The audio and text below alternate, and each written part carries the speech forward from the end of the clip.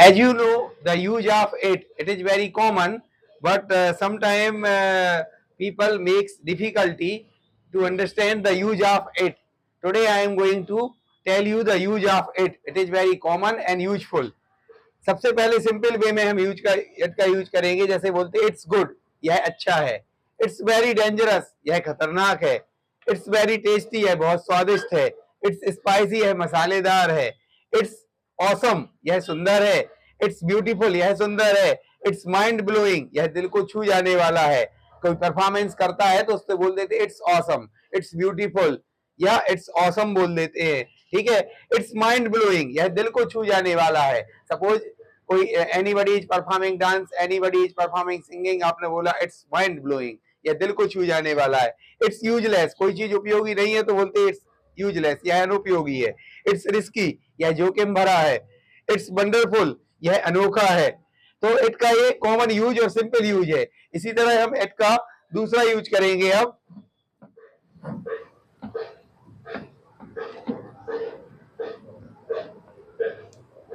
जैसे हमने कहा इट्स योर टर्न, यह तुम्हारी बारी है, या अब तुम्हारी बारी है, अब तुम्हारी बारी है।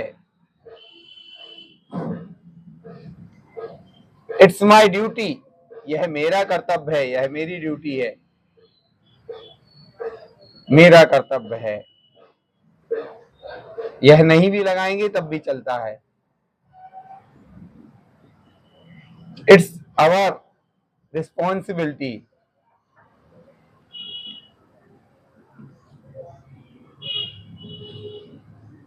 यह हमारी जिम्मेदारी है।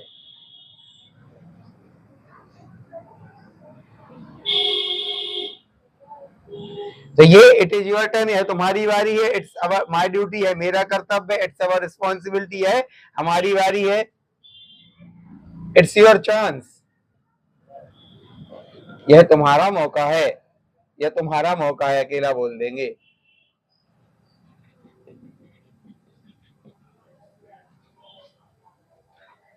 इट्स देयर सर्विस, दे से संबंधित है, यह उनकी सेवा है या उनके परसने का तरीका है। इट्स देयर सर्विस, तो ये इट का यूज हो जाएगा एक। अब हम करेंगे एज अ ऑब्जेक्ट। इट का यूज कहां पर रखेंगे हम? एज अ ऑब्जेक्ट में। एज अ ऑब्जेक्ट में जैसे हमने बोला आई लाइक इट, मैं इसे पसंद करता हूं, मैं इसे पसंद करता हूं। आई हैव गॉट इट, मुझे यह मिल गया है, मुझे यह मिल गया है। गिव इट टू मी, इसे मुझे दो, गिव इट टू मी, इसे मुझे दो। डोंट थ्रो इट, इसे मत फेंको।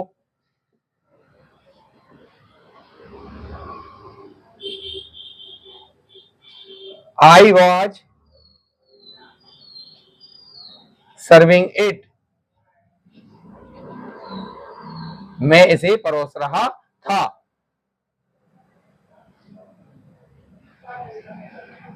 गिव इट टू गेस्ट, इसे मेहमान को दो।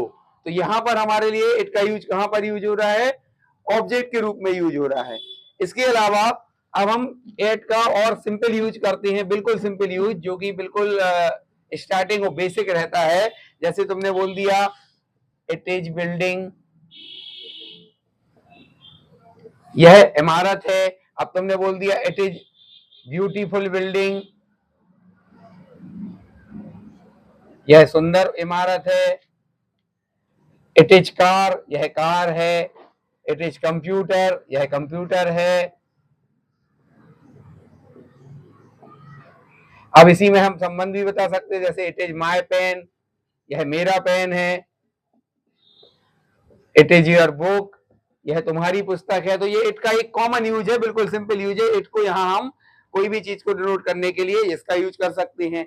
अब इसके अलावा हम टेंस में इट का यूज करते हैं, जहां पर कोई पर्टिकुलर सब्जेक्ट नहीं होता है, बहुत कुछ कंडीशन होती है कुछ जगह पर, वहां का इट का यूज करते हैं। जैसे इट रेन्स, बारिश होती है, ठीक है ना। इट इज ब्लोइंग, यहां पर हवा चल रही है। इट हैज बिकम मॉर्निंग, सुबह हो चुकी है। इट बिकेम नाइट, रात हुई। इट हैपेंड, यह घटित हुआ। या इट विल हैपन, यह घटित होगा, यह होगा। It will happen. तो यहां पर इट का यूज टेंस के रूप में होता है, where there is no particular subject, वहां पर जहां पर कोई सब्जेक्ट नहीं होता है इसका यूज करते हैं। तो आज जो तुम लोगों ने इट का यूज सीखा है, इसकी सेंटेंस बनाओगे, इसको प्रैक्टिस करोगे, इनका डिफरेंस सीखोगे।